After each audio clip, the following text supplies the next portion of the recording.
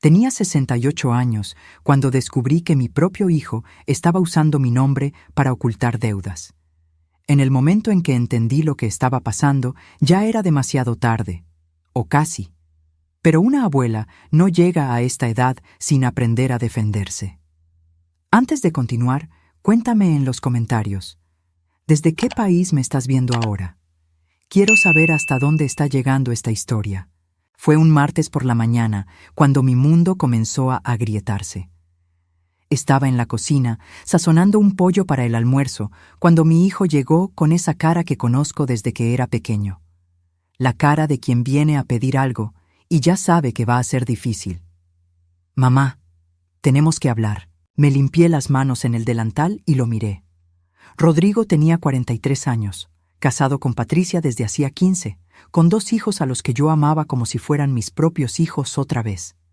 Él era gerente de una tienda de materiales de construcción en el centro de la ciudad, ganaba bien, siempre fue responsable.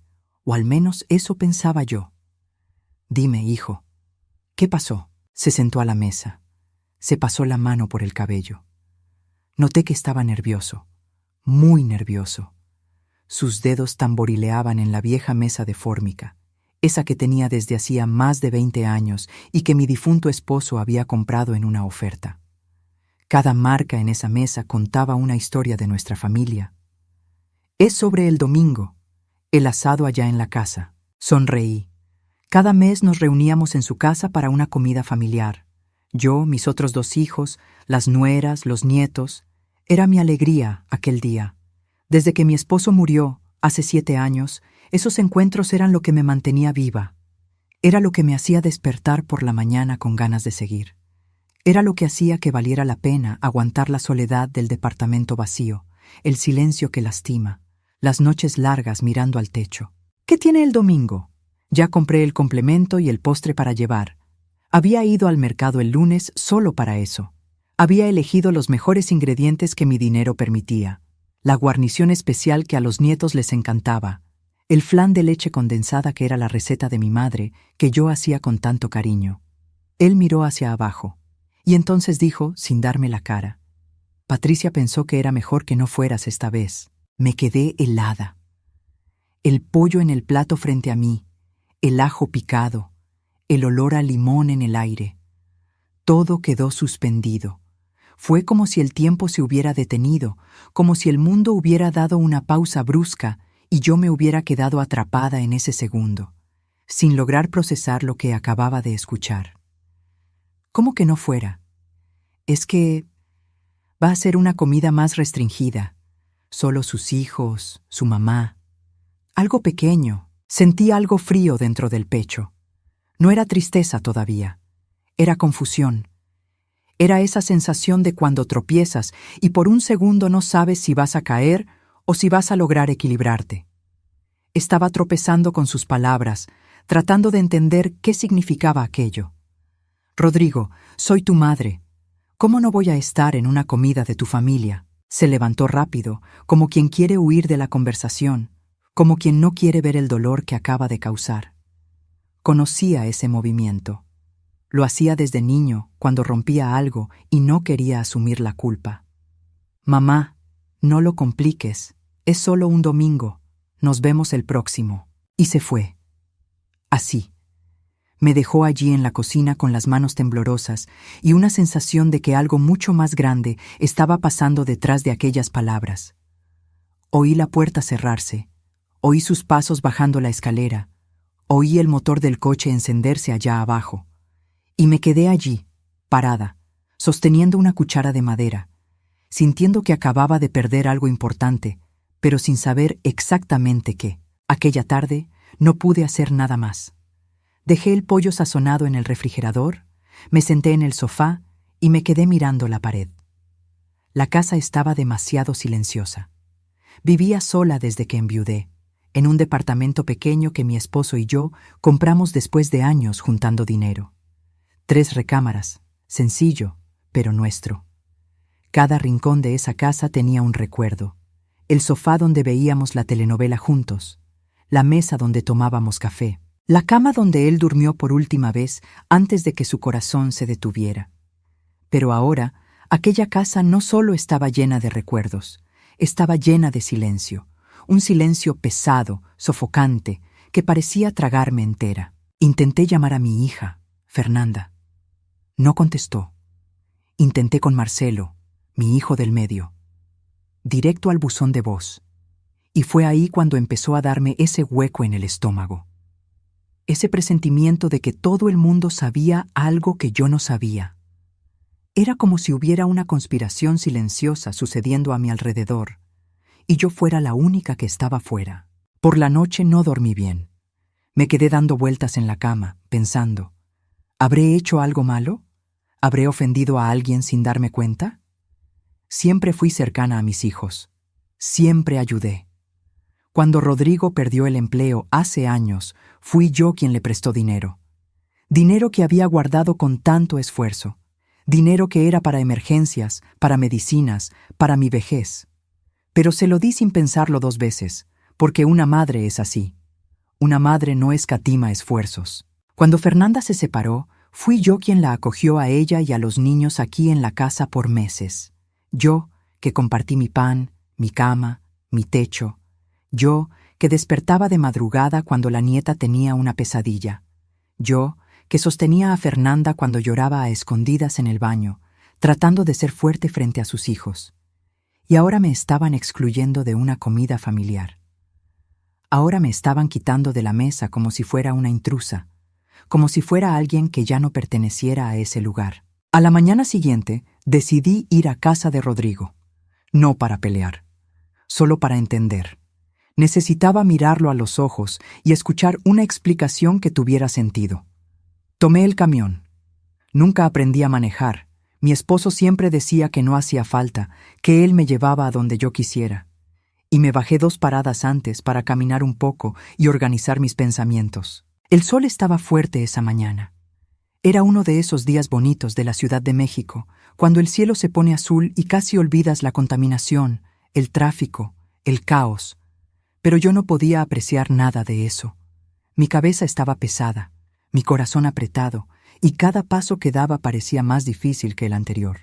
Cuando toqué el timbre, quien contestó fue Patricia. Abrió la puerta solo un poco, como si no quisiera que yo entrara. Vi en sus ojos esa expresión de quien está escondiendo algo, de quien está incómodo, de quien quiere que te vayas lo más rápido posible. Señora, ¿usted por aquí? Señora, siempre me llamó así.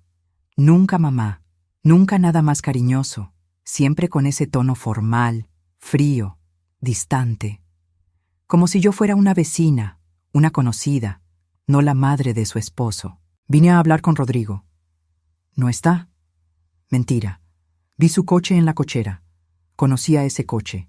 Era el mismo que yo había ayudado a comprar cuando el viejo se descompuso y él no tenía dinero para el enganche. Lo había sacado de mis ahorros, del dinero que era para mi retiro, para ayudarlo. Patricia, por el amor de Dios, explícame qué está pasando. ¿Por qué no puedo ir el domingo? Ella suspiró y cruzó los brazos. Estaba con una postura defensiva, como si yo fuera una amenaza.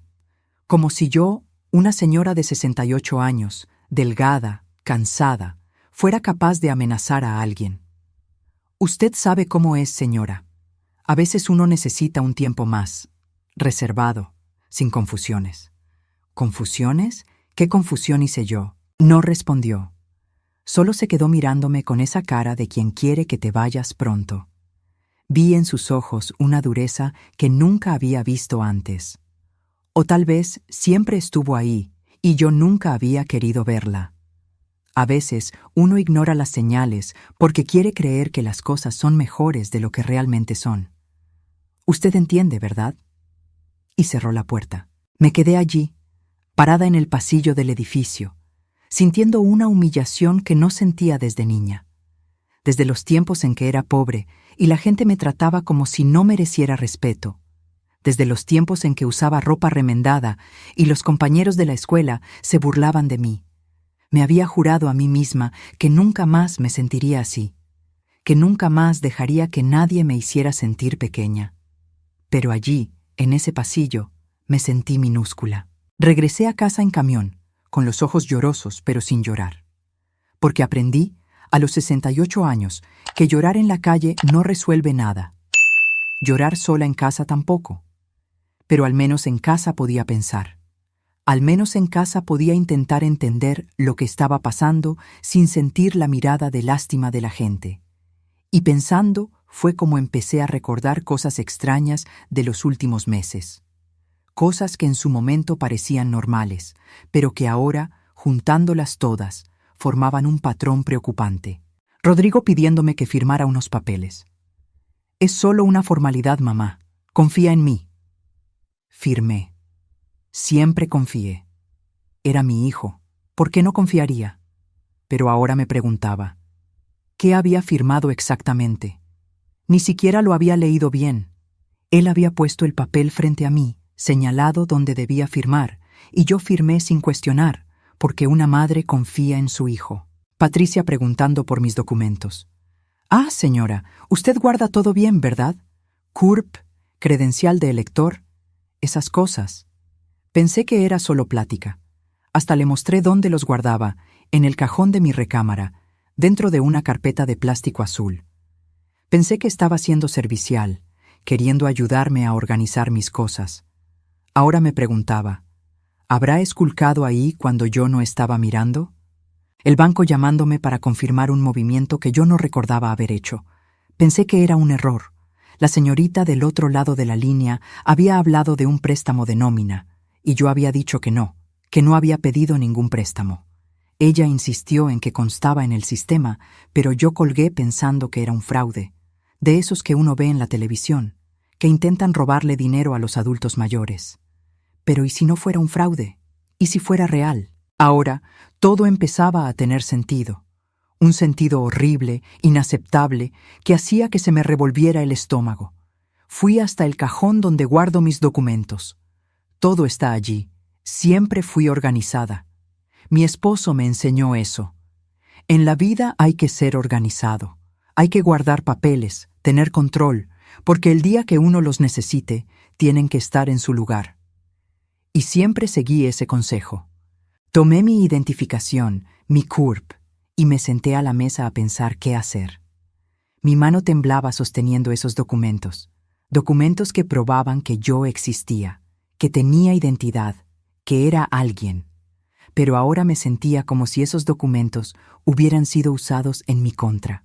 Fue cuando mi celular sonó. Era un mensaje de un número desconocido. Mi corazón se aceleró. Siempre me ponía nerviosa con números desconocidos. Siempre pensaba que era una estafa, que era alguien queriendo engañarme. «Señora, le hablamos de Banorte. Usted realizó un préstamo personal por la cantidad de 35,000 pesos. Las mensualidades comienzan a descontarse de su pensión el próximo mes». Mi corazón casi se detuvo. Leí ese mensaje una vez, 2 veces, 3 veces. Cada vez esperando que las palabras cambiaran, que fuera una confusión, que fuera un error del sistema. Pero las palabras seguían siendo las mismas.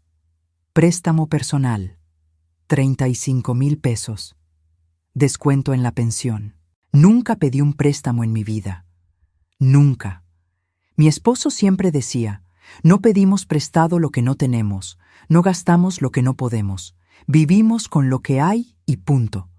Y siempre viví así.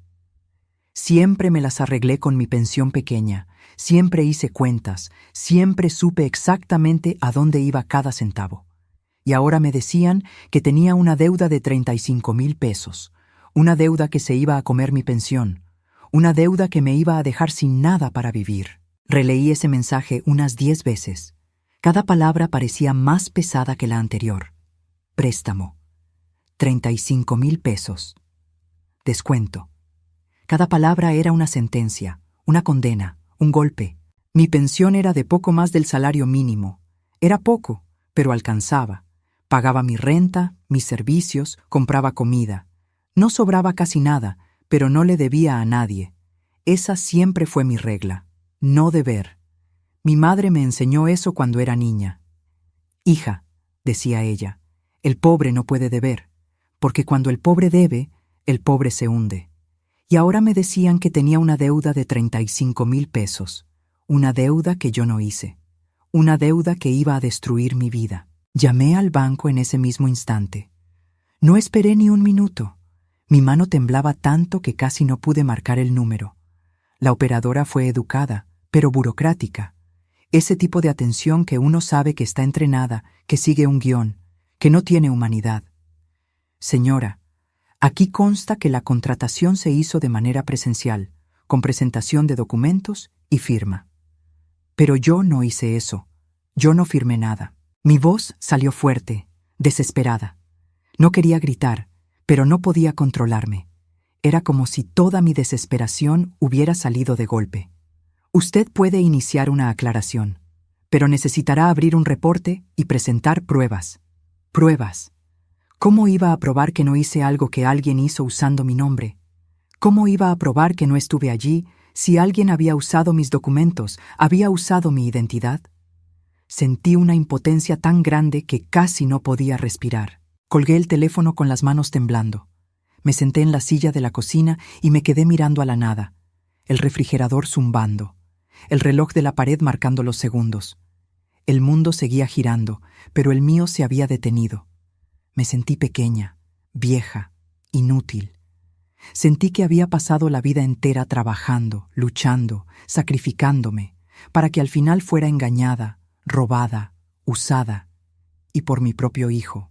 Pero ahí, desde el fondo, brotó un coraje. Un coraje que no sentía hace años. No era coraje de gritar.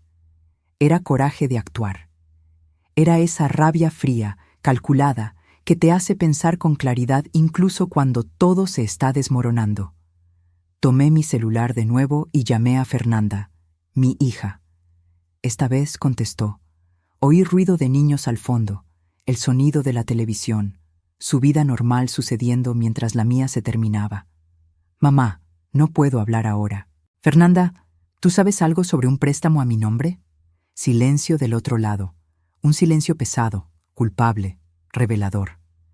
En ese silencio ya sabía la respuesta, pero necesitaba escucharla. Mamá, hablamos después. Fernanda, ¿tú sabes? Su voz se volvió baja, casi un susurro, como si tuviera vergüenza, como si no quisiera que nadie más escuchara. Mamá, fue Rodrigo. Él dijo que tú sabías. Mi mundo se derrumbó por completo. No era solo el préstamo, era la mentira. Era el hecho de que mi hijo les había mentido a sus hermanos. Había hecho que todos creyeran que yo estaba de acuerdo, que yo había autorizado, que yo sabía todo. Yo no sabía nada. Se quedó en silencio, y entonces dijo algo que me partió por la mitad. Mamá, yo pensé que habías aceptado. Él dijo que era para ayudar a su negocio, que tú te habías ofrecido. Ofrecido.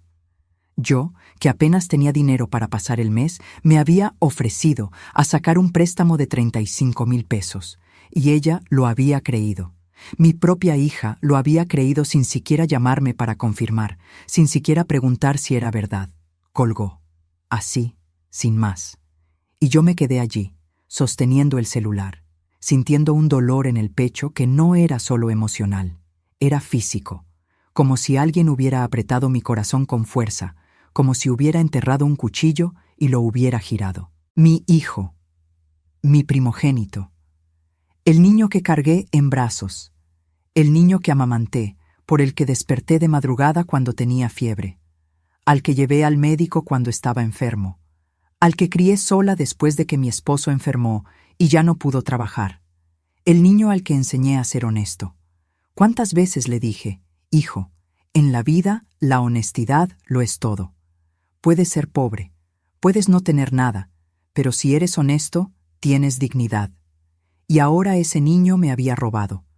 Había usado mi nombre, había tomado mis documentos, mi firma, había falsificado mi identidad y me había lanzado a una deuda de 35,000 pesos. Y peor, les había mentido a sus hermanos diciendo que yo sabía, haciéndome quedar como la villana por reclamar, haciendo que todos pensaran que yo estaba siendo egoísta. Me levanté despacio, fui al baño y me eché agua en la cara. El agua fría golpeó mi piel y por un segundo sentí que despertaba, como si hubiera salido de una pesadilla. Pero cuando abrí los ojos y me miré al espejo, Vi que no era una pesadilla. Era real. Miré el espejo. Una mujer de 68 años, cabello canoso recogido en un chongo, arrugas alrededor de los ojos. Arrugas de tanto sonreír, de tanto vivir, de tanto aguantar. Una mujer que trabajó toda la vida, que crió 3 hijos prácticamente sola, que nunca pidió nada a nadie, que siempre salió adelante, siempre se las arregló, siempre fue fuerte, y ahora estaba siendo robada por su propia sangre. No lloré. No todavía, porque sabía que si lloraba ahora, no iba a parar. Y necesitaba estar entera, necesitaba estar fuerte, necesitaba estar lúcida para hacer lo que tenía que hacerse. Me puse una ropa sencilla, un pantalón negro que usaba para ir al médico, una blusa clara, mis tenis viejos pero cómodos. Tomé mi bolsa, guardé mis documentos y salí de casa. Tomé el camión y fui directo a la tienda donde trabajaba Rodrigo. El camino pareció eterno. Cada parada del camión, cada semáforo, cada vuelta. Me quedaba mirando por la ventana, viendo la ciudad pasar, viendo a la gente en las calles, viviendo sus vidas normales, sin saber que dentro de ese camión iba una mujer con el corazón roto. Cuando entré a la tienda, él estaba en el mostrador atendiendo a un cliente. Me vio y su cara cambió. Se puso blanco, blanco como un papel. Vi el susto en sus ojos, vi el pánico, vi la culpa, y en ese momento tuve la certeza absoluta de que él sabía exactamente lo que había hecho. Esperé a que terminara de atender. Me quedé allí, parada en medio de la tienda, mirándolo. Entre los bultos de cemento, las herramientas, los materiales de construcción. Y él sabía que yo lo había descubierto. Sabía que había llegado la hora de enfrentar lo que había hecho. Cuando el cliente se fue, se acercó a mí con una sonrisa falsa. Esa sonrisa que uno hace cuando está nervioso, cuando intenta disimular, cuando tiene miedo. Mamá, qué sorpresa. ¿Qué haces aquí? Rodrigo, vamos a hablar, en privado. Dudó. Miró a su alrededor, vio que había otros empleados en la tienda, otros clientes entrando, pero sabía que no podía negarse. Sabía que yo no me iba a ir de allí sin una explicación. Me llevó a un cuartito en el fondo de la tienda. Un cuartito pequeño, apretado, lleno de cajas y papeles. Cerró la puerta, y allí, en ese espacio minúsculo, cara a cara con mi hijo, sentí todo el peso de lo que estaba pasando. Mamá, puedo explicarlo. Explícame entonces. Explícame por qué hiciste un préstamo de 35,000 pesos a mi nombre sin avisarme. Mi voz salió firme, pero por dentro me estaba desmoronando. Por dentro quería gritar, llorar, preguntar por qué me había hecho esto a mí. Se pasó la mano por la cara, nervioso. Sudaba. Veía las gotas de sudor en su frente, veía lo desesperado que estaba. Mamá, te lo iba a contar. Es que necesitaba dinero. El negocio está apretado. No pude conseguir un préstamo a mi nombre porque ya estoy en el buró de crédito. Tenía mal historial crediticio. Mi hijo tenía el nombre sucio. Y en lugar de contármelo, en lugar de pedir ayuda de la manera correcta, había decidido ensuciar el mío también. Sentí que mi voz temblaba, pero mantuve la firmeza. No podía flaquear ahora. ¿Entonces decidiste manchar a tu madre? No fue así, mamá. Lo voy a pagar. Solo necesito tiempo. Tiempo. Siempre necesitaba tiempo. Tiempo para crecer, tiempo para madurar, tiempo para aprender. Y yo siempre se lo di, siempre esperé.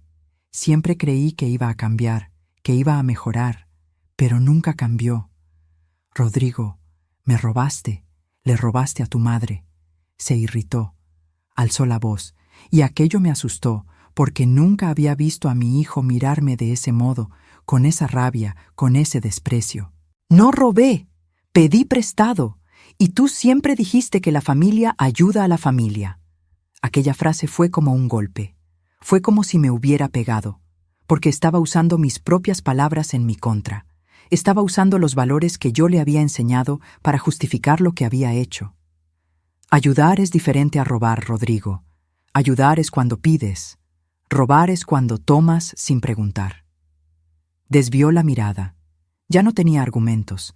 Sabía que yo tenía razón, pero su orgullo no le dejaba admitirlo. Lo voy a resolver, mamá. ¿Cómo? ¿Vas a pagar 35,000 pesos? ¿Con qué dinero? No respondió. Se quedó allí, mirando al suelo, como un niño que hizo una travesura y fue atrapado. Pero no era un niño. Era un hombre de 43 años.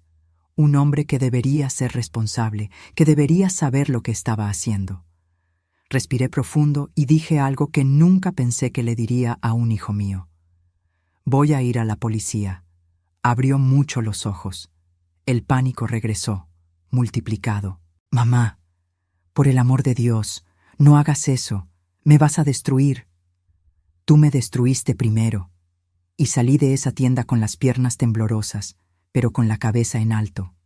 Pasé por los clientes, por los empleados que miraban curiosos, y salí a la calle. El sol me dio en la cara, y por un segundo tuve ganas de desistir de todo, de regresar allá y decir que todo estaba bien, que lo perdonaba, que olvidaríamos el asunto. Pero no podía. No esta vez. En el camino de regreso a casa, tomé una decisión que lo iba a cambiar todo. No iba a dejar que esto pasara. No iba a ser, una vez más, esa madre que se traga todo, que acepta todo, que perdona todo. Esta vez, iba a luchar. Aquella noche, no pude comer. Me quedé sentada en el sofá, con la televisión prendida, pero sin poner atención. Pasaba la novela, pasaba el noticiero, pasaban anuncios, pero yo no veía nada. Mi cabeza estaba en otro lugar, pensando en todo lo que había hecho por mis hijos, en todos los sacrificios. Porque no fueron pocos, fueron muchos. Fue una vida entera de renunciar a mí para darles a ellos. Recordé cuando Rodrigo tenía 10 años y necesitó una cirugía de apendicitis. Había empezado a quejarse de dolor de panza un viernes por la noche. El sábado por la mañana, el dolor era peor. Lo llevé al centro de salud, pero el médico dijo que eran solo gases, que le diera una medicina y esperara. Pero una madre sabe cuando algo anda mal. Una madre lo siente. Y yo sentía que aquello no eran gases. El domingo por la mañana, cuando empezó a vomitar y la fiebre subió, lo cargué y lo llevé directo a un hospital privado. Yo no tenía dinero, no tenía seguro. Pero no podía esperar en el sector público, porque el médico dijo que si era apendicitis, cada hora contaba. Vendí mi anillo de bodas para pagar el hospital. Ese anillo que mi esposo me había dado el día de nuestra boda, que había usado por 20 años, que era lo único de valor que tenía. Lo vendí por la mitad de su precio en el primer lugar que aceptó comprarlo.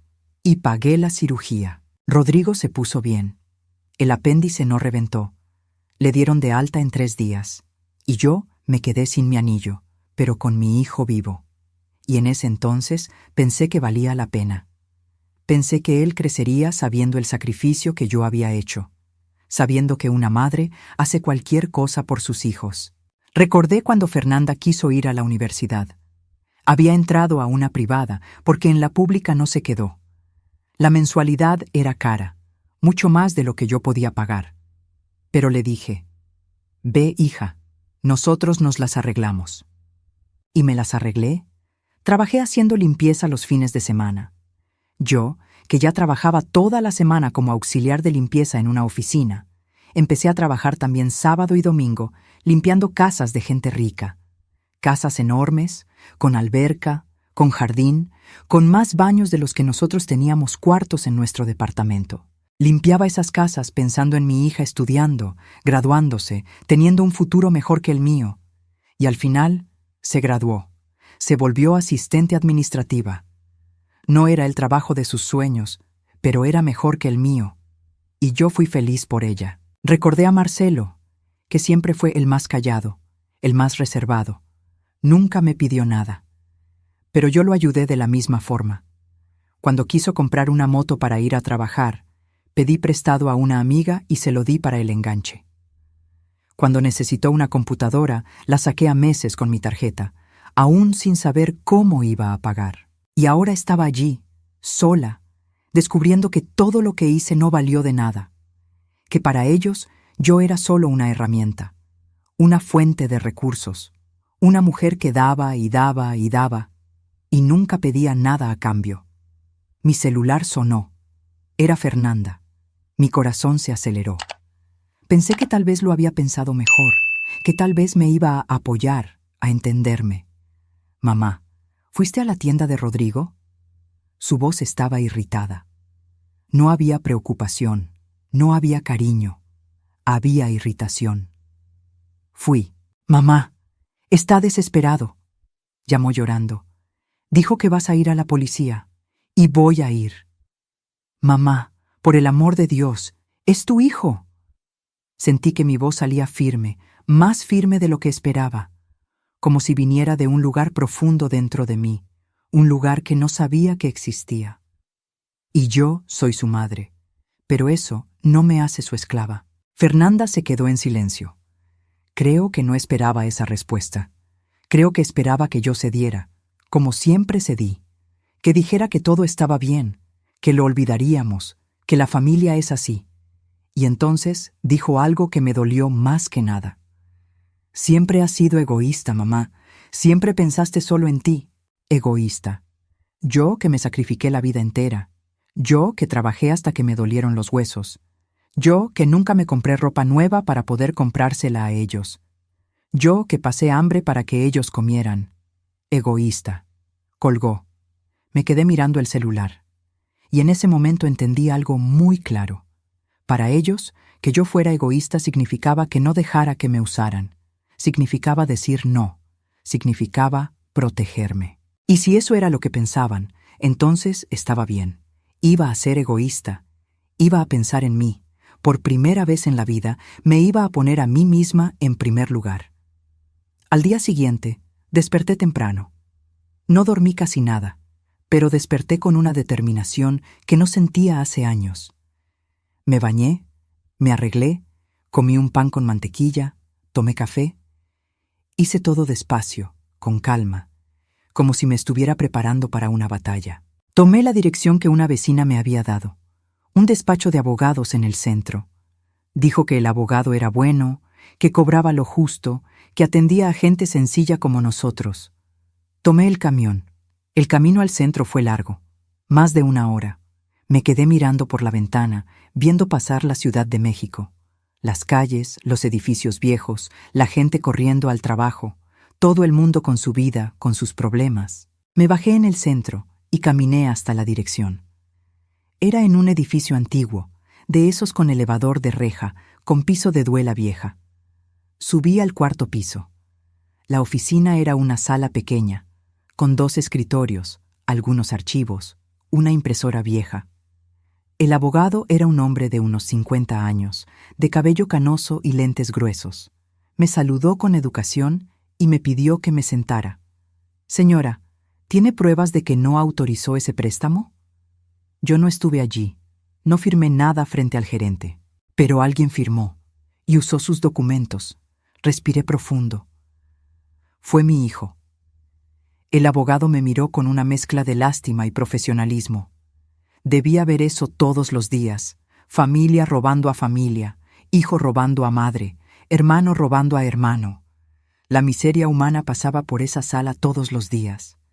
¿Está dispuesta a demandar a su hijo? La pregunta quedó en el aire, pesada, definitiva, porque responder que sí era cruzar una línea que no tenía vuelta atrás. Era declarar la guerra. Era aceptar que mi familia se había terminado, al menos tal como la conocía. Respiré profundo. Estoy dispuesta a no perder mi pensión por culpa de él. Él asintió, pareciendo entender que esa era la única respuesta que yo podía dar sin desmoronarme. Entonces vamos a empezar. Primero, iremos al banco y pediremos todas las imágenes de las cámaras de seguridad del día en que se hizo el préstamo. Después, abriremos una denuncia por falsificación de documentos y fraude. Falsificación. Fraude. Palabras grandes, pesadas, aterradoras. Palabras que nunca pensé que usaría para hablar de mi hijo. Pero eso era lo que él había cometido contra mí. Había falsificado mi firma. Se había hecho pasar por mí. Me había robado la identidad. Salí de ese despacho con un número de expediente en la mano y una sensación extraña. No era alivio, no era satisfacción, no era felicidad. Era solo una certeza fría de que estaba haciendo lo que tenía que hacerse. Cuando llegué a casa, mi celular estaba lleno de mensajes. Ni siquiera me había dado cuenta de que había sonado en el camino. Abrí y vi. Rodrigo. Mamá, por el amor de Dios, hablemos. Rodrigo. Mamá, no me hagas esto. Rodrigo. Mamá, voy a perderlo todo. Patricia. ¿De verdad le va a hacer esto a la familia? Patricia. Es usted una persona sin corazón. Marcelo. Mamá, creo que estás exagerando. Marcelo. Esto lo resolvemos en familia, no hace falta la policía. Leí todos los mensajes, uno por uno, y no respondí ninguno, porque sabía que si respondía iban a intentar convencerme. Iban a usar esa voz de culpa, esa voz que me hacía ceder la vida entera. Esa voz que decía, pero mamá, somos familia, la familia perdona, la familia olvida, la familia no se lleva a juicio. Pero esta vez no iba a ceder. Esta vez iría hasta el final. El domingo, el día del mentado asado del que fui excluida, me quedé en casa, sola. Ni pensé en aparecer allá de sorpresa, como sugirieron algunas amigas. Vaya, doña, aparezca y véales la cara. Pero no quise. No se trataba de darles explicaciones. Se trataba de preservar lo que quedaba de mi dignidad. Hice una sopa sencilla. Solo fideos con caldo de tomate y un poco de queso. Serví en un plato, me senté en la mesita de la cocina y comí sola. La televisión estaba prendida en la sala, con algún programa de domingo, pero no prestaba atención. De vez en cuando, miraba el celular esperando que alguien me llamara, esperando que Rodrigo llamara para decir, «Mamá, ven, me equivoqué, nos equivocamos, nos haces falta». Esperando que Fernanda mandara un mensaje, «Mamá, te extrañamos».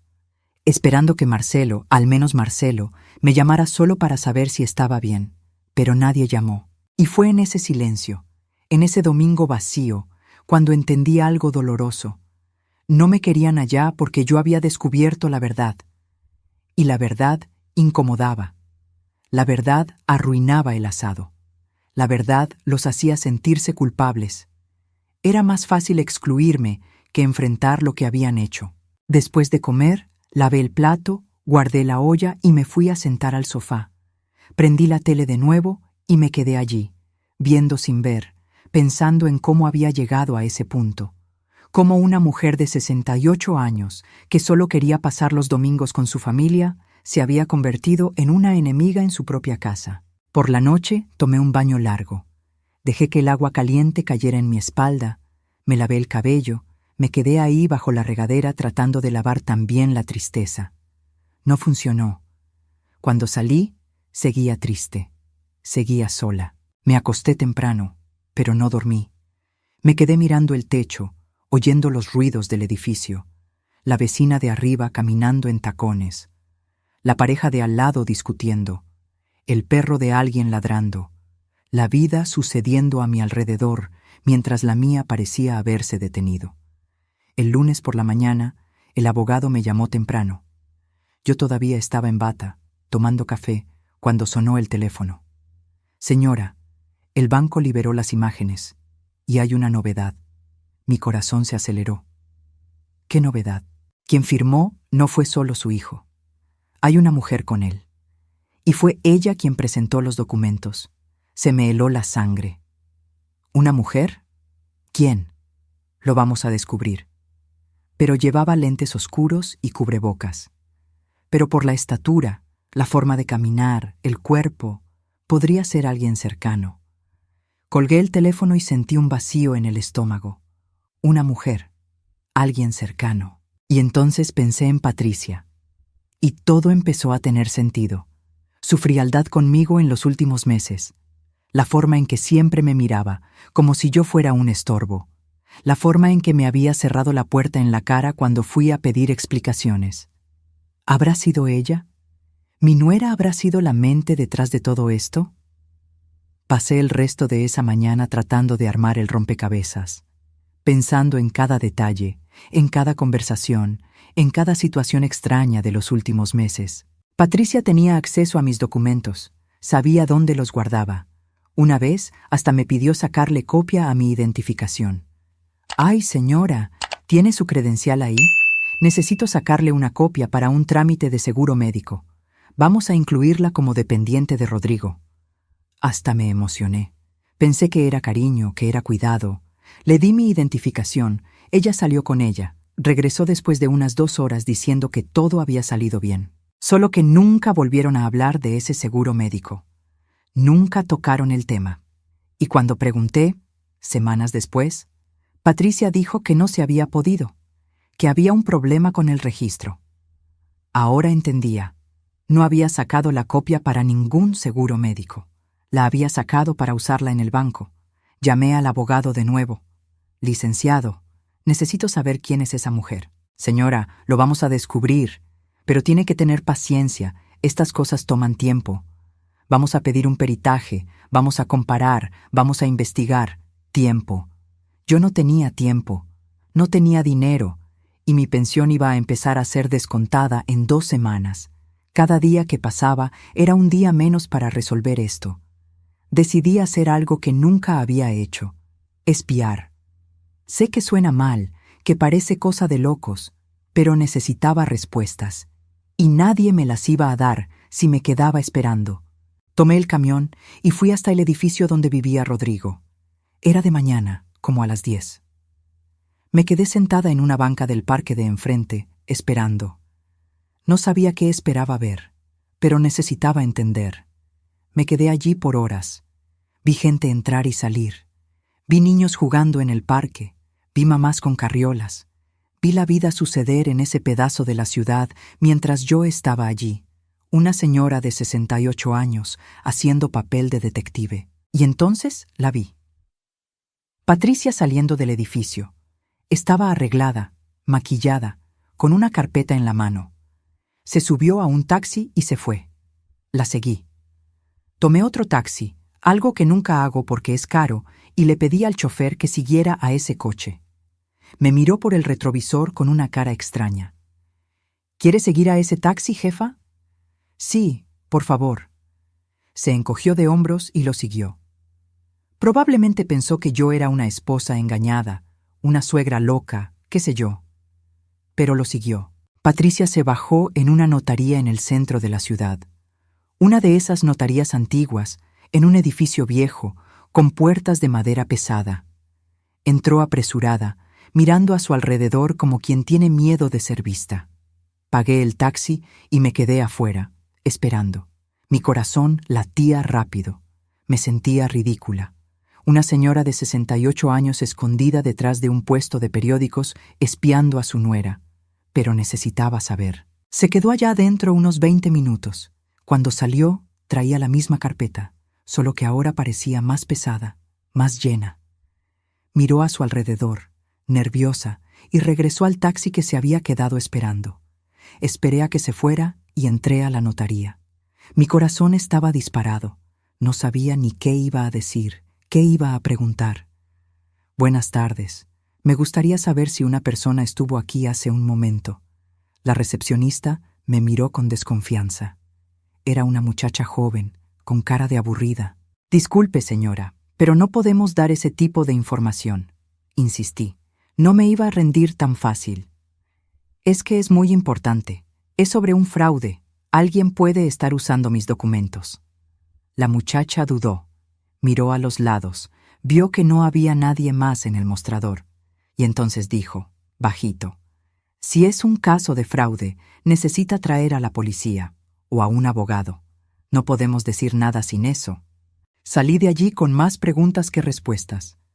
Pero una cosa sabía con certeza. Patricia estaba ocultando algo. Y fuera lo que fuera, tenía que ver conmigo, con mis documentos, con mi identidad. Aquella noche llamé a Marcelo. De todos mis hijos, siempre fue el más sensato, el más equilibrado, el que no tomaba partido, el que intentaba ver los dos lados. «Marcelo, necesito hablar contigo», suspiró del otro lado. Un suspiro cansado, de quien no quiere involucrarse. «Mamá, no quiero meterme en esto». «Marcelo, Alguien está usando mi nombre, alguien de la familia, y necesito saber quién. Otro suspiro. Mamá, yo sé que Rodrigo hizo una tontería, pero está arrepentido. Se siente mal por esto. El arrepentimiento no paga mi deuda. Mamá, vas a demandar a tu propio hijo. ¿Sabes lo que eso le va a hacer a la familia? Siempre el mismo cuento. La familia. Como si la familia fuera una excusa para todo. Como si la familia justificara el robo, la mentira, la traición. ¿Y tú sabes lo que esto me está haciendo a mí? Se quedó en silencio. Un silencio largo, pesado. Y entonces dijo algo que me sorprendió. Mamá, Patricia también está metida. Ella convenció a Rodrigo de hacerlo. Fue idea de ella. Se me heló la sangre. Mi cuerpo entero se enfrió. ¿Cómo lo sabes? Porque los oí platicando. Fue un domingo, hace como 2 meses. Llegué más temprano a su casa y estaban en la cocina discutiendo. Ella decía que era la oportunidad, que tú no te ibas a dar cuenta, que ya estabas vieja y no entendías de bancos. Vieja. Me llamó vieja, como si ser vieja significara ser tonta, como si tener 68 años significara que no pongo atención a mis cosas. Sentí que me subía un coraje. No era una rabia común, era un coraje frío, calculado, peligroso. El tipo de coraje que no te hace gritar, sino actuar. Gracias por decírmelo, Marcelo. Mamá, solo no hagas una locura. No vayas allá a pelear con ella. Deja que el abogado lo resuelva. Colgué y me quedé mirando el techo de mi cuarto. Las manchas de humedad, la pintura descarapelada, ese techo que miraba todas las noches antes de dormir. Vieja. Pensaban que era vieja y tonta.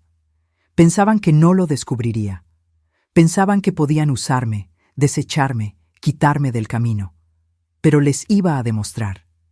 Les iba a demostrar que vieja no significa incapaz, que vieja no significa tonta, que vieja significa experimentada, significa que ya he visto mucho, significa que sé defenderme. Al día siguiente, regresé con el abogado con esa información.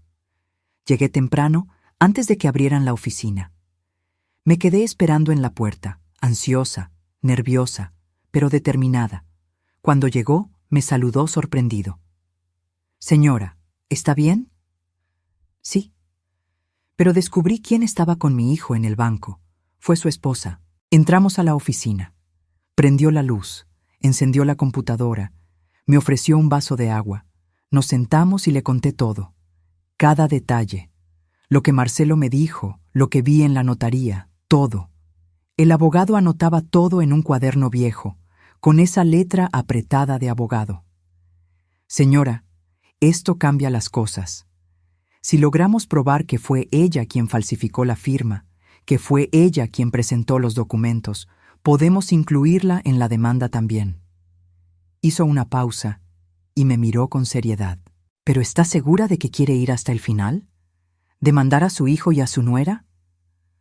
Lo miré con una determinación de la que yo misma me sorprendí. Sí, porque si no lo hago ahora, van a seguir. Y después de mí, usarán a alguien más. Tal vez a mis nietos cuando crezcan. Asintió, pareciendo respetar mi decisión. Entonces vamos adelante. Pediré las imágenes del banco, pediré el peritaje de la firma, haré todo lo que sea necesario. Salí de esa oficina sabiendo que ya no había vuelta atrás. Estaba declarando la guerra contra mi propia familia. Pero era una guerra justa. Era legítima defensa. La notificación llegó a casa de Rodrigo un jueves. Yo no estaba allí, pero Fernanda me llamó a gritos. «Mamá, ¿estás loca? ¿Le mandaste una notificación legal a Rodrigo?» Estaba en la cocina, lavando los trastes de la comida. Me sequé las manos y sostuve el teléfono con calma. Es una notificación formal. «Mamá, es lo mismo. Estás demandando a tu propio hijo». «Fernanda, él me robó. Él y su mujer. No te robó. Pidió un préstamo. Te iba a avisar. Te lo iba a pagar. ¿Cuántas veces iba a tener que escuchar la misma mentira? Tomar sin avisar es robar, Fernanda. Y hasta ahora nadie me ha pagado nada. Mi pensión ya va a empezar a sufrir el descuento. Me colgó en la cara, de nuevo. Parecía que colgarme se había vuelto el pasatiempo favorito de mis hijos. Me quedé allí, sentada en la cocina, mirando la taza de café que se enfriaba frente a mí. Me sentía sola, más sola que cuando murió mi esposo, porque cuando él murió tuve a mis hijos. Me apoyaron, me abrazaron, me dijeron que todo iba a estar bien, que no estaba sola. Ahora no tenía a nadie. Ahora yo era la villana, pero tenía mi dignidad, y eso nadie me lo iba a quitar. Aunque me costara mi familia, aunque me costara mi felicidad, no iba a dejar que nadie me quitara mi dignidad. Aquella noche, Rodrigo apareció en mi puerta. Tocó fuerte, desesperado. Yo estaba en el cuarto, ya en pijama, preparándome para dormir. «¡Mamá! ¡Abre esta puerta!». Me puse una bata y fui a la puerta. Abrí despacio. Entró como un huracán, con el papel de la notificación en la mano, arrugado, roto de las orillas. «¿De verdad me vas a hacer esto?». Cerré la puerta despacio, con calma, y me volteé hacia él. Miré bien a los ojos de mi hijo, esos ojos que había visto por primera vez en el hospital cuando nació, esos ojos que había visto crecer, aprender a leer, a escribir, a vivir. «Yo no te estoy haciendo nada, me estoy defendiendo». «¿Defendiendo? Mamá, me vas a mandar a la cárcel», estaba gritando, con las venas del cuello saltadas, la cara roja. «No lo haré. Solo quiero mi nombre limpio, solo quiero que devuelvan el dinero, que anulen ese préstamo que yo no hice». Se rió, una risa nerviosa, casi histérica, aterradora. «Mamá, no tengo 35,000 pesos. Si los tuviera no habría hecho esto. ¿No lo entiendes? Estoy quebrado. El negocio está quebrado. Me estoy hundiendo».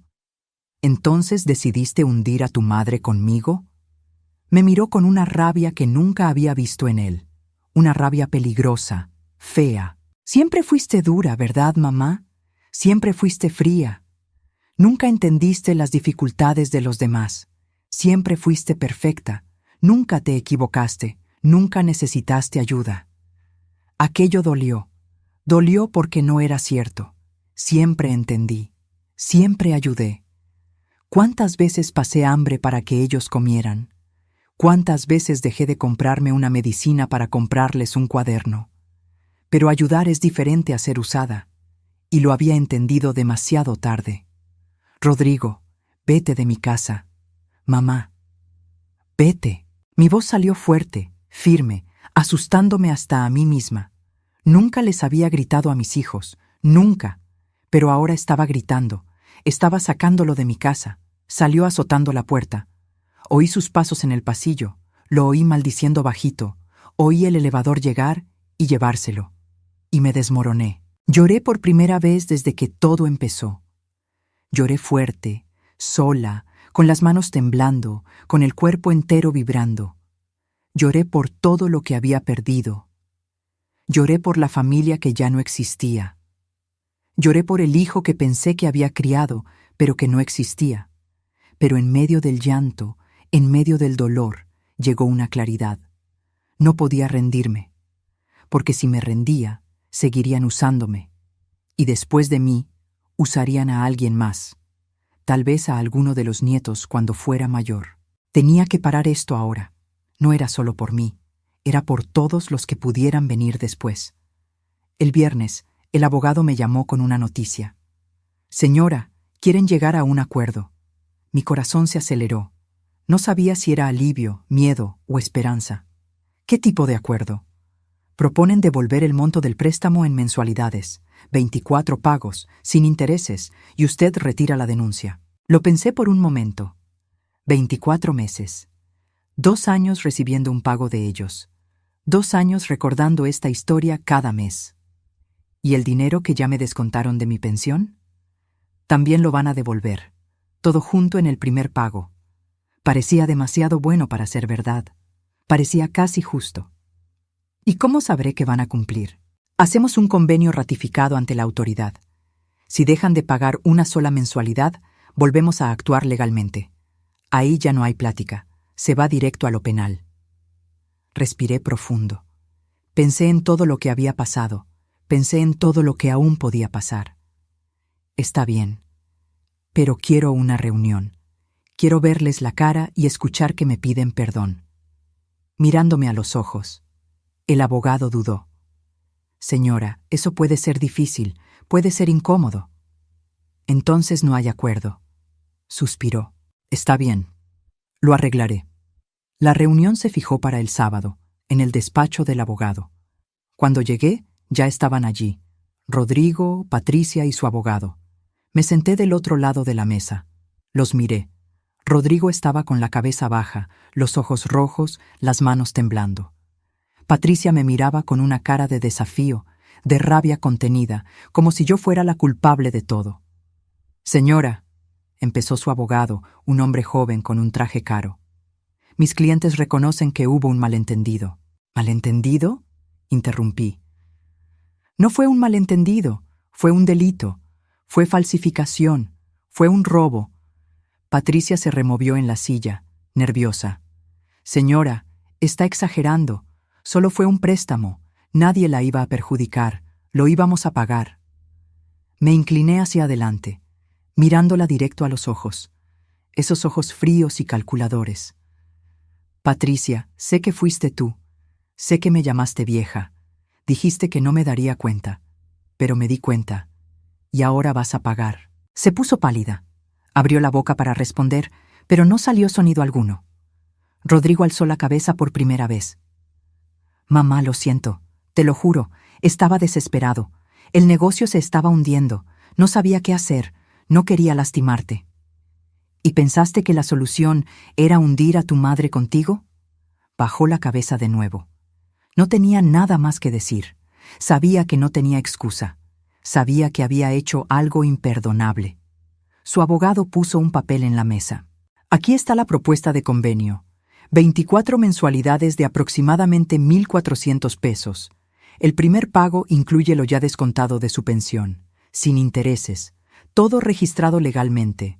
Miré el papel, miré a Rodrigo, miré a Patricia, y entonces dije, acepto, pero con una condición. Todos me miraron. Van a tener que pedirme perdón, aquí, ahora, mirándome a los ojos, y tiene que ser sincero. Me daré cuenta si no lo es. Rodrigo tragó saliva. Se levantó, despacio, como si cada movimiento le costara un esfuerzo enorme. Se acercó a mí y, para mi sorpresa, se hincó. Mamá, perdóname. Me equivoqué mucho.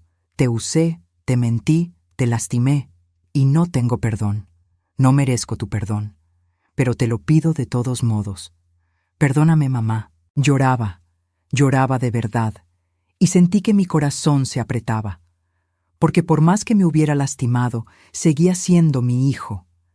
Seguía siendo ese niño que había arrullado en mis brazos, al que le había cantado para dormir, pero no dejé que las lágrimas cayeran. No todavía. Levántate, Rodrigo. Se levantó, limpiándose la cara con las manos. Miré a Patricia. Estaba rígida en la silla, con los brazos cruzados, la mandíbula trabada. ¿Y tú? Dudó. Vi la lucha interna sucediendo.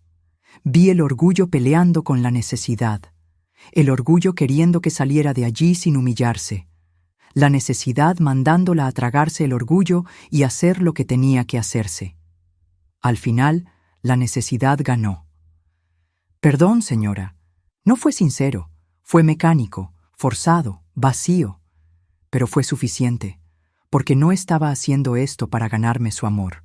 Lo estaba haciendo para recuperar mi dignidad. Firmé el acuerdo.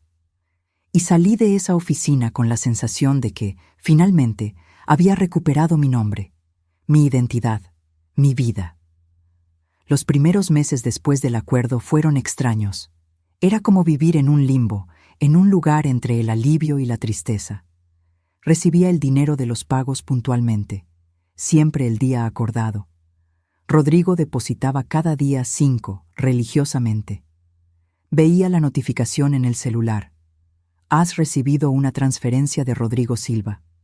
Cada vez que veía esa notificación, sentía un apretón en el pecho, porque ese dinero no era una victoria, Era solo la reposición de lo que me habían quitado. Era solo yo regresando a cero, después de haber sido lanzada al negativo. Pero no veía a mis hijos. Ninguno me llamaba, ninguno aparecía. Era como si hubiera muerto, pero siguiera viva para recibir el dinero que me debían. Me sentía victoriosa y al mismo tiempo derrotada, porque había ganado la batalla, pero había perdido a mi familia. Y a veces, en el silencio de la noche, me preguntaba si había validado la pena. Las amigas del edificio intentaban consolarme. Doña María, la del 302, siempre decía: «Señora, hizo lo correcto, ellos son los que están mal». Doña Lourdes, la del 405, completaba: «Con el tiempo entenderán. Verán que usted tenía razón. ¿Pero de verdad lo harían? ¿O habría perdido a mis hijos para siempre?». Pasaba los días sola. Despertaba temprano, tomaba café, iba al mercado, regresaba, cocinaba para mí, veía la tele. La rutina de siempre. Pero antes, esa rutina tenía un sentido, tenía un objetivo. Sabía que al final del mes habría comida familiar. Vería a mis nietos, oiría las risas, sentiría que formaba parte de algo más grande. Ahora ya no había nada de eso. Ahora solo era yo y mi soledad. Un día estaba en el súper, en la fila de la caja, cuando me encontré a Marcelo. Estaba con un carrito lleno de compras, probablemente para toda la semana. Me vio y desvió la mirada. Iba a pasar de largo, como si no me conociera. «Marcelo», llamé. Se detuvo, se volteó. No sonrió, solo me miró con esa cara de quien está incómodo, de quien quiere estar en cualquier otro lugar. «Hola, mamá. ¿Cómo estás?». «Bien». Silencio. Un silencio incómodo, pesado. La gente detrás de nosotros en la fila miraba curiosa, probablemente preguntándose por qué una madre y un hijo hablaban así, con esa distancia. ¿Y los niños? «Están bien». Más silencio. No sabía qué decir. Quería preguntar si me extrañaba. Quería preguntar si los nietos preguntaban por mí. Quería preguntar por qué no me llamaba, no me visitaba. Pero no pregunté, porque tenía miedo de la respuesta. «Marcelo, ¿no me vas a visitar nunca más?», suspiró. Ese suspiro cansado de quien está en medio de una situación que no pidió estar. «Mamá, es complicado». «¿Complicado por qué?». «Porque Rodrigo está destrozado. Fernanda está enojada contigo. Y yo estoy en medio de todo esto. No puedo tomar partido». Sentí que mi garganta se cerraba. Siempre lo mismo, siempre el punto medio. Siempre sin tomar partido, como si no tomar partido fuera posible, como si quedarse neutral no fuera también una elección. «¿Y tú?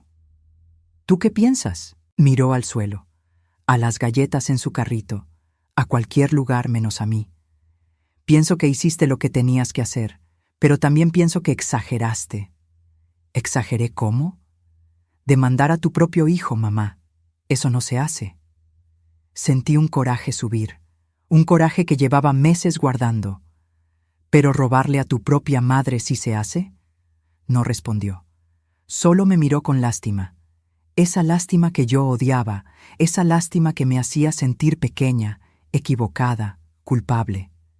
Y se fue. Regresé a casa con la bolsa pesada y el corazón más pesado todavía. Entré al departamento, cerré la puerta y me quedé allí parada, en el pasillo, mirando al vacío. Aquella noche pensé en renunciar a todo. Pensé en llamar a Rodrigo y decirle: «Olvida el dinero, olvida todo. Solo quiero a mi familia de vuelta, solo quiero no estar más sola». Pero sabía que si lo hacía, me perdería a mí misma. Porque no se trataba solo de dinero, se trataba de respeto, se trataba de dignidad, se trataba de no ser tratada como una herramienta, como un objeto, como alguien que solo sirve para ser usada. Y me había pasado la vida entera sin exigir respeto, siempre doblándome, siempre cediendo, siempre poniendo a los demás por delante, siempre siendo la madre que aguanta todo, que perdona todo, que olvida todo. Ahora, a los 68 años, finalmente me estaba poniendo a mí misma por delante. Y eso dolía mucho, pero era necesario. Pasaron 6 meses. El acuerdo se estaba cumpliendo. Mi pensión volvió a la normalidad. Hasta logré guardar un poco de dinero, por primera vez en años. Logré comprar un edredón nuevo, cambiar la sartén que tenía el mango roto, comprar una medicina que el médico me había recetado, pero para la que nunca tenía dinero. Pero la soledad seguía. Y a veces, en el silencio de la casa, me preguntaba si había validado la pena cambiar a mi familia por un edredón nuevo y una sartén que funciona. Fue cuando Fernanda me llamó. De sorpresa, sin avisar. Mi celular sonó un martes por la tarde, y cuando vi su nombre en la pantalla, mi corazón casi se detuvo. «Mamá, tenemos que hablar». Mi corazón se disparó. «¿Sobre qué?» «Sobre todo». «¿Puedes venir a mi casa mañana?» Dudé. Pensé en todas las veces que había ido a su casa y había sido rechazada, humillada, ignorada. Pensé en todas las puertas cerradas, todas las llamadas no contestadas, pero era mi hija y todavía tenía esperanza. ¿A qué hora? ¿En la mañana? ¿Como a las 10? Ahí estaré. Cuando llegué a su casa al día siguiente, estaba en la puerta esperando. Se veía diferente. El rostro menos duro, los ojos menos fríos. Cuando me vio, se acercó y me abrazó. Un abrazo rápido, pero fue un abrazo. Y no sabía cuánto había extrañado un abrazo hasta que sentí aquel. Entramos. La casa estaba arreglada, olía rico. Había hecho café. Había puesto pan dulce en la mesa. Como si fuera un día normal, como si los últimos meses no hubieran pasado. Nos sentamos en la mesa de la cocina. Me sirvió café, me ofreció pan, y entonces, finalmente, habló. «Mamá, quería pedirte perdón». Abrí mucho los ojos. No esperaba eso. Esperaba reclamos, esperaba acusaciones, esperaba otro sermón sobre cómo había destruido a la familia. ¿Por qué? Por haberme puesto del lado de Rodrigo, por haberte llamado egoísta, por haber pensado que estabas mal. Yo era la que estaba mal, mamá, no tú. Sentí que venían las lágrimas, lágrimas que había guardado por tanto tiempo. Fernanda, no, mamá, déjame hablar. Pasé estos meses enojada contigo, pensando que estabas destruyendo a la familia, pero luego empecé a pensar. Y me di cuenta de que quien destruyó todo fue Rodrigo. Fue él quien mintió, fue él quien robó, fue él quien metió a Patricia en todo esto. Se limpió una lágrima que se le escapó. Y me di cuenta de que tenías razón. Solo te estabas defendiendo. Solo estabas pidiendo lo que es justo. Respeto. Sostuve su mano. Esa mano que había sostenido cuando era bebé. Cuando dio sus primeros pasos. Cuando fue a la escuela por primera vez. Gracias, hija. No sabes cuánto necesitaba escuchar esto. Nos quedamos allí, platicando. Me contó que Rodrigo estaba teniendo que vender su coche para poder pagar las mensualidades, que Patricia había vuelto a trabajar, que había conseguido un empleo en una tienda en la plaza, que su vida estaba difícil, que estaban teniendo que cortar gastos, que los niños se habían quejado porque ya no podían ir a sus clases de natación, y sentí lástima. No voy a mentir. Sentí lástima por mi hijo, sentí lástima por mis nietos, porque ellos no tenían la culpa de nada de esto, pero sabía que era una consecuencia, y las consecuencias enseñan.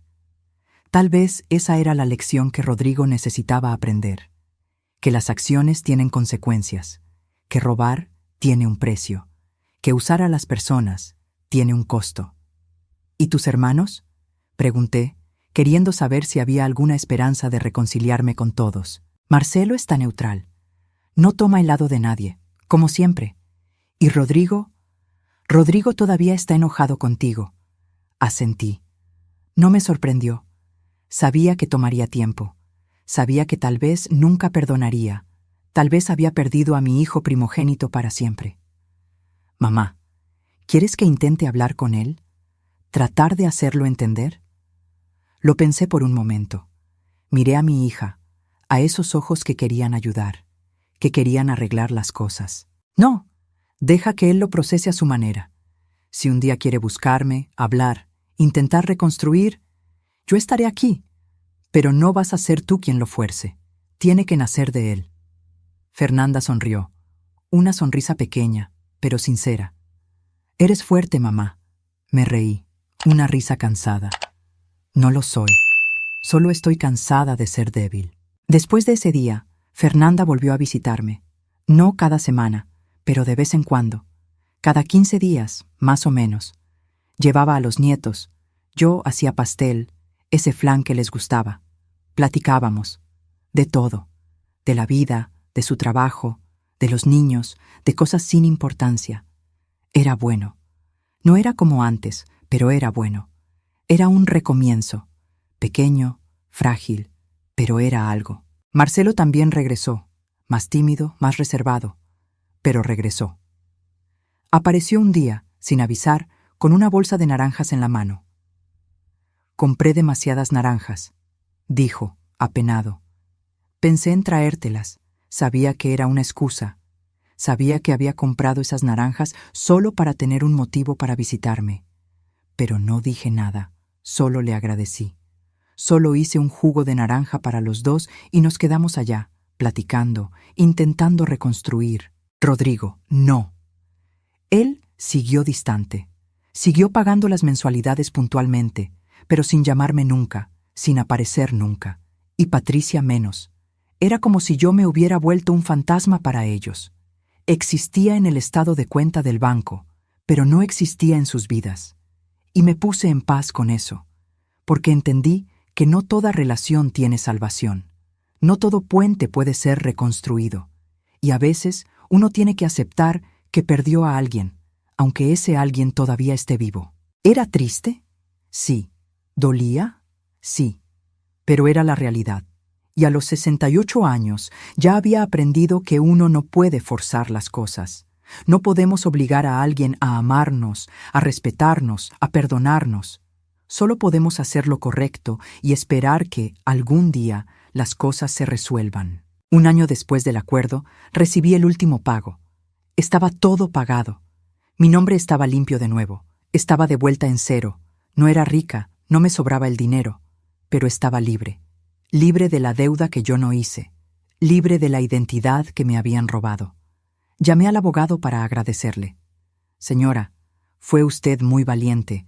Mucha gente no habría hecho lo que usted hizo. No sé si fui valiente. Solo hice lo que tenía que hacerse. Muchas personas no lo habrían hecho. Lo habrían dejado pasar. Habrían aceptado. Usted luchó. Colgué y me quedé pensando. Luchó. Yo luché. Y había vencido.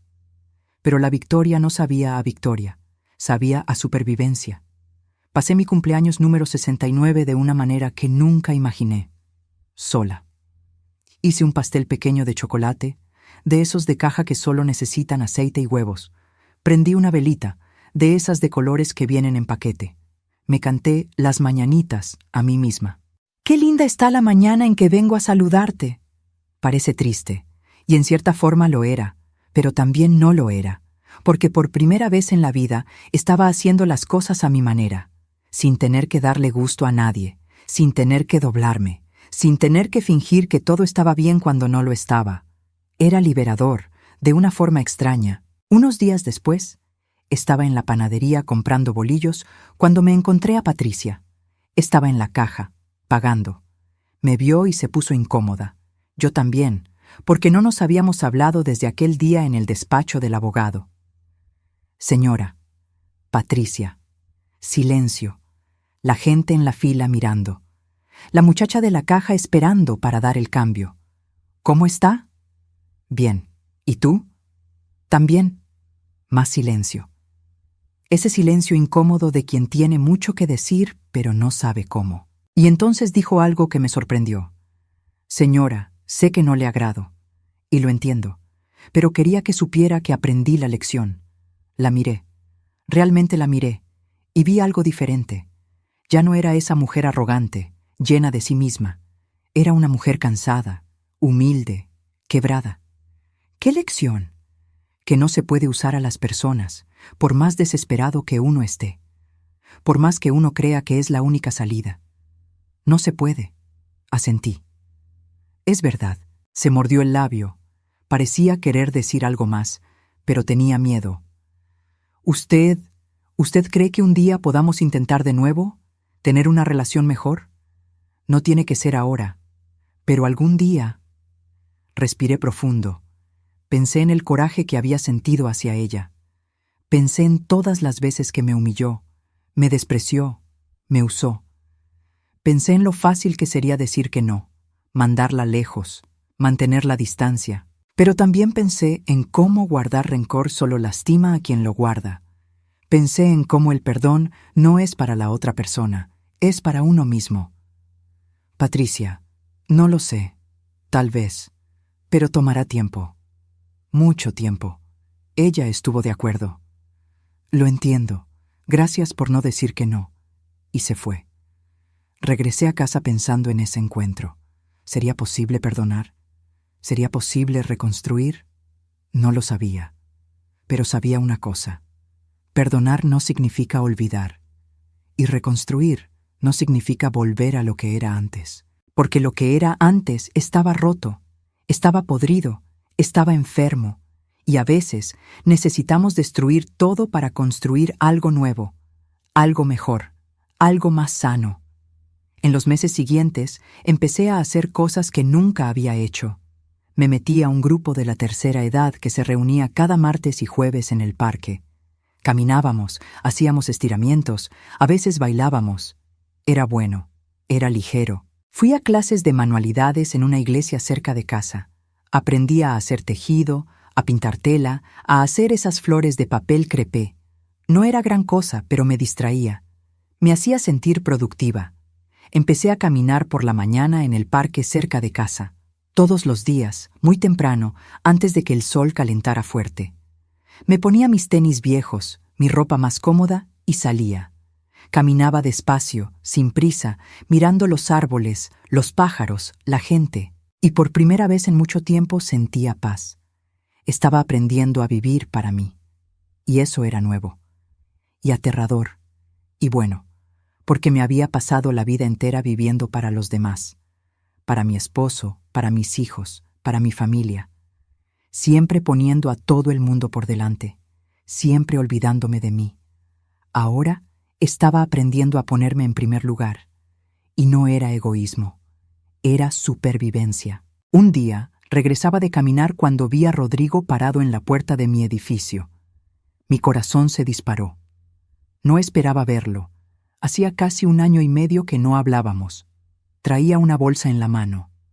Parecía nervioso, con los ojos rojos, como si hubiera llorado o no hubiera dormido. Mamá, me detuve. Rodrigo, silencio. Un silencio pesado, lleno de todo lo que no nos habíamos dicho. Extendió la bolsa. Traje fruta, la que te gusta, mango, mamey, esas cosas. Tomé la bolsa. Sentí el peso. Sentí que era más que fruta. Era una bandera de paz. Era un intento de recomienzo. Gracias. Más silencio. Mamá, yo quería pedirte perdón. De verdad. No porque alguien me obligó, no porque lo necesite, sino porque me equivoqué feo. Sentí que mi garganta se cerraba. Rodrigo. No, mamá, déjame hablar. Pasé todo este tiempo enojado contigo, pensando que habías sido cruel conmigo, pensando que me habías traicionado, que me habías abandonado. Pero luego me di cuenta de que quien fue cruel fui yo. Quien traicionó fui yo. Te usé, te herí, y lo siento mucho. Estaba llorando, lágrimas escurriendo por su rostro, la voz entrecortada. No espero que me perdones ahora. No espero que volvamos a ser como antes. Solo quería que supieras que aprendí, y que nunca más volveré a hacer esto. Con nadie. Nunca más. Dejé la bolsa en el suelo, despacio, y abracé a mi hijo. Un abrazo apretado, largo. Un abrazo que había necesitado dar desde hacía tanto tiempo. Te perdono, hijo. Te perdono. Y en ese abrazo, allí en la puerta de mi edificio, con doña María, la del 302, mirando curiosa desde la ventana, sentí que tal vez, solo tal vez, podríamos reconstruir. No sería como antes, nunca lo sería.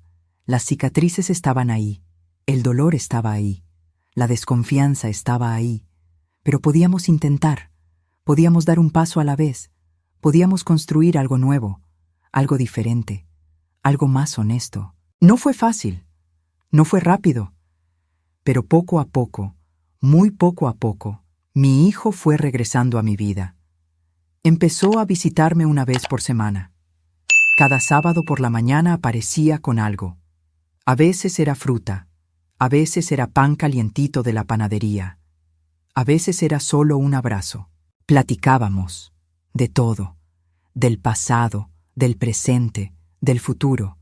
Me contó que había vendido su parte del negocio, que no había funcionado, que le había dado muchos dolores de cabeza, que al final había salido debiendo menos de lo que debía, y eso ya era una victoria. Me contó que ahora trabajaba como empleado, gerente en una tienda de construcción, ya no dueño, que el sueldo era menor, pero era fijo, era seguro, que dormía mejor por la noche, que ya no tenía esa angustia de no saber si iba a lograr pagar las cuentas al final del mes.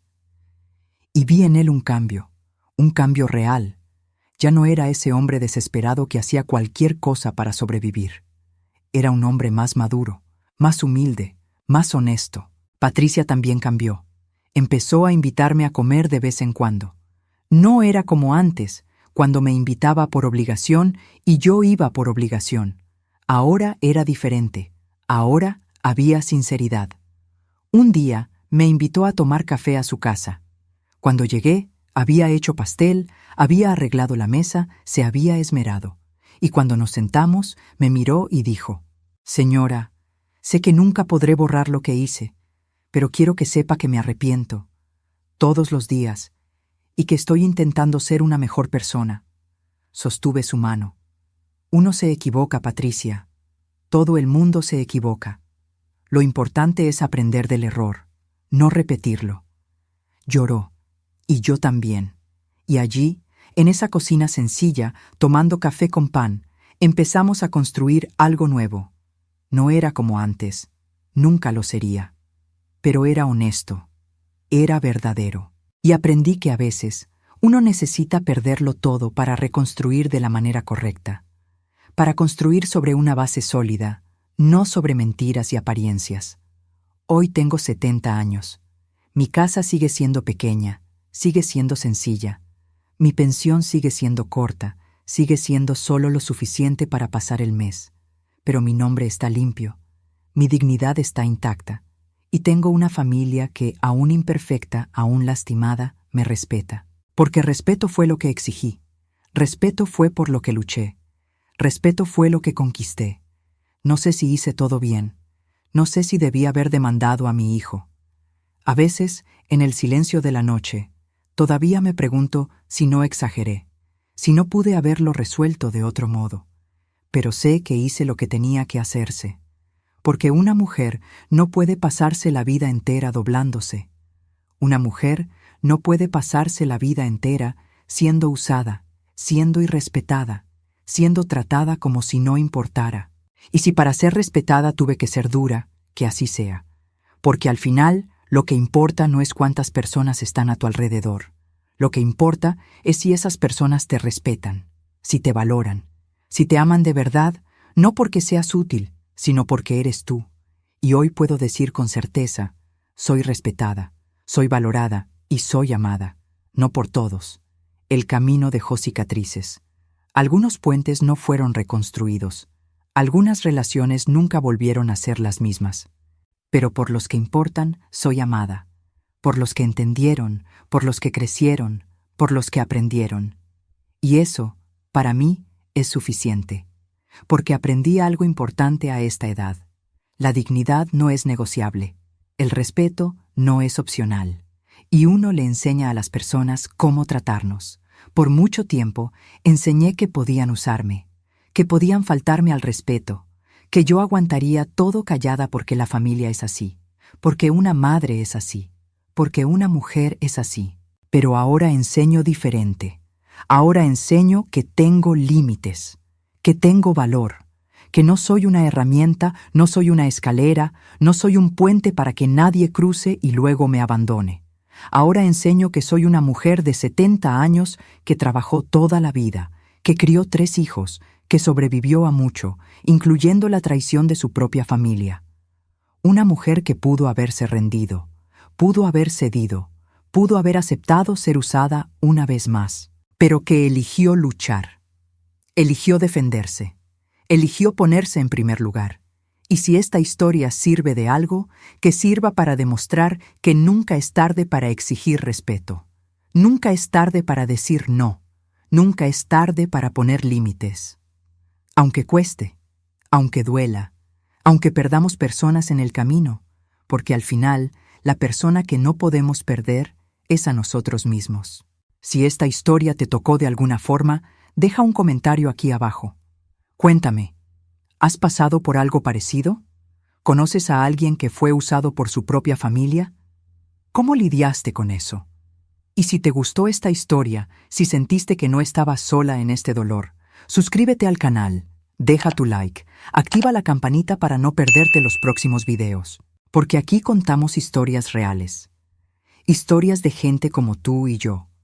Historias de dolor, pero también de superación. Historias que necesitan ser contadas para que otras personas sepan que no están solas. Y si quieres apoyar aún más este trabajo, si quieres tener acceso a contenidos exclusivos, a historias que solo los miembros ven, considera hacerte miembro del canal. Tu ayuda hace toda la diferencia para que sigamos trayendo estas historias que importan, estas historias que transforman, estas historias que salvan. Un abrazo fuerte de quien ya vivió mucho, ya sufrió mucho, pero sigue de pie. Y recuerda, la dignidad no se negocia, el respeto se conquista, y tú mereces ambos. Hasta la próxima historia.